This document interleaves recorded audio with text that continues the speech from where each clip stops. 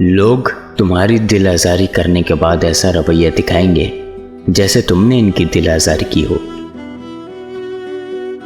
کسی کی میٹھی باتوں کا یہ مطلب ہرگز نہیں ہوتا کہ آپ اس کے لیے خاص ہیں۔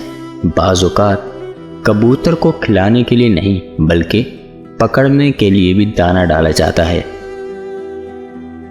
آنسو نکل پڑے ہیں زندگی کے سفر میں، جدھر دیکھو مقصد کی محبت اور مطلب کی دوستی ہے۔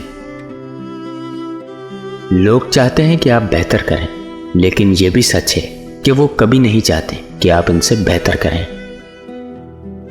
دوست وہ ہے جو دوستی کا حق دوستی کی غیر موجودگی میں ادا کرے اور غیروں کی محفل میں اس کی عزت کی حفاظت کرے۔ ممکن ہے کہ میں غلط ہوں، پر میرا تجربہ یہ بتاتا ہے کہ غربت ہمیشہ محبتوں اور رشتوں کو کمزور کر دیتی ہے۔ ہم سب ایسے نابینا معاشرے میں رہتے ہیں جہاں اداسی کو ظاہر کروانے کے لیے رونا پڑتا ہے اور بیماری کا بتانے کے لیے مرنا پڑتا ہے۔ برداشت کے کانوں سے سنو، رحم کی آنکھوں سے دیکھو اور محبت کی زبان سے بات کرو۔